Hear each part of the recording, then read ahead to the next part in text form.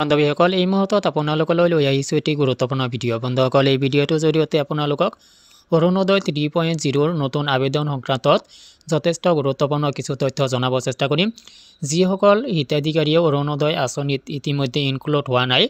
যিসকলৰ কিবা নহয় কিবা বিসংগতিৰ কাৰণে অৰুণোদয় আঁচনিত ইনক্লুড হ'ব পৰা নাই তেওঁলোকৰ কাৰণে অচিৰে অৰুণোদয় 3.0 আৰম্ভ হ'বলৈ গৈ আছে আৰু অৰুণোদয় 3.0 বাবে আপুনি কেনেকৈ আবেদন কৰিব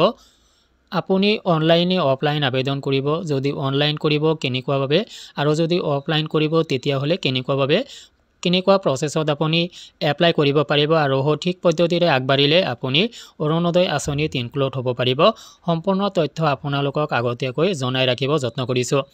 বন্ধুসকল মূল ভিডিঅ'টোলৈ যোৱাৰ আগতে আপোনালোকক জনাম সৰু এটা ৰিকুৱেষ্ট এনেধৰণৰ ভিডিঅ'বোৰ নিতৌ পাবলৈ চেনেলটোলৈ নতুন আহিলে চেনেলটো ছাবস্ক্ৰাইব কৰি ল'ব ভিডিঅ'টো যদি ফেচবুকত চাইছে পেজটোত অৱশ্যে এটা ফ'ল' দি ল'ব আহক বন্ধুসকল আমি মূল ভিডিঅ'টোলৈ আগবাঢ়িছোঁ বন্ধুসকল যিসকল হিতাধিকাৰী অৰুণোদয় আঁচনিত আবেদন কৰাৰ পিছতো এতিয়ালৈকে অৰুণোদয় আঁচনিত ইনক্লুড হ'ব পৰা নাই সেইসকল হিতাধিকাৰীৰ কাৰণে যথেষ্ট ইম্পৰ্টেণ্ট হ'ব এই ভিডিঅ'টো কিয়নো অসম চৰকাৰে অচিৰে অৰুণোদয় 3.0 বাবে নতুন আবেদন কৰিব দিব আৰু হিতাধিকাৰীসকলে আবেদন কৰিব লাগিব তো বন্ধুসকল অৰুণোদয় আঁচনিৰ এতিয়ালৈকে যি প্ৰচেছত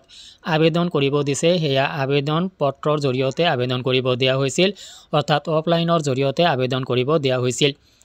কিন্তু অফলাইনত বিভিন্ন ধৰণৰ বিসংগতি হোৱাৰ বাবে অৰুণোদয় আঁচনিত বহু লোকে অনলাইন আবেদন কৰিব দিব লাগে বুলি এনেকুৱাভাৱে আপত্তি প্ৰদৰ্শন কৰে যাৰ কাৰণে অৰুণোদয় আঁচনিৰ বাবে অনলাইন আবেদনো হ'ব পাৰে আৰু অনলাইন আবেদন হ'লে সকলোৱে আবেদন কৰাৰ যি প্ৰচেছ যি সুবিধা সেই সুবিধাখিনি লাভ কৰিব কিন্তু ইয়াতে বাছনি প্ৰক্ৰিয়াটো সম্পূৰ্ণ একেই থাকিব যেনেকুৱাভাৱে বাছনি কৰা হয় অফলাইনত অনলাইনতো তেনেকুৱাভাৱে বাছনি কৰা হ'ব কেৱল ফৰ্মৰ কাৰণে আপুনি হেতা ওপৰা লগাব নালাগে তো বন্ধুসকল যদি অনলাইন আবেদন হয় আপোনাৰ বাবে সুবিধা হয় নেকি ভিডিঅ' কমেণ্ট ছেকশ্যনত জনাব লগতে যদি আবেদনটো সম্পূৰ্ণ অফলাইনত হয় তেতিয়াহ'লে আপোনালোকে অৰুণোদয় আঁচনিৰ ফৰ্ম আপোনাৰ সংশ্লিষ্ট কাৰ্যালয়ৰ পৰা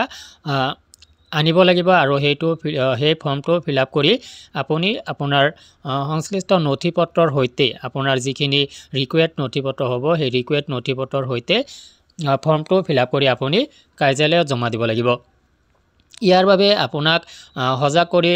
ৰাখিছোঁ যে আপুনি অৰুণোদয় আঁচনিত যদি ইনক্লুড হ'ব বিচাৰে আপুনি এই সংক্ৰান্তত সজাগ থাকিব লাগিব কেতিয়া অৰুণোদয় আঁচনিৰ ফৰ্ম আহে যদি অনলাইন বা অফলাইন যি প্ৰচেছতে নহয় কিয় অৰুণোদয় 3.0 আবেদন আৰম্ভ হ'লে আপোনালোকক জনাই দিম কিন্তু এতিয়ালৈকে অৰুণোদয় আঁচনি 3.0 আবেদন অৱশ্যে আৰম্ভ হ'ব বুলি অসমৰ মুখ্যমন্ত্ৰীয়ে জনাইছিলে কিন্তু এতিয়ালৈকে আনুষ্ঠানিক কোনো দিন ঘোষণা হোৱা নাই আৰু অচিৰে এই দিন ঘোষণা হোৱাৰ সম্ভাৱনা আছে আপোনালোকক পৰৱৰ্তী ভিডিঅ'ত ধুনীয়াকৈ জনাই থাকিব যত্ন কৰিম ইয়াৰ বাবে পুনৰবাৰ কৈছোঁ চেনেলটোলৈ নতুন আহিলে চেনেলটো ছাবস্ক্ৰাইব কৰি ল'ব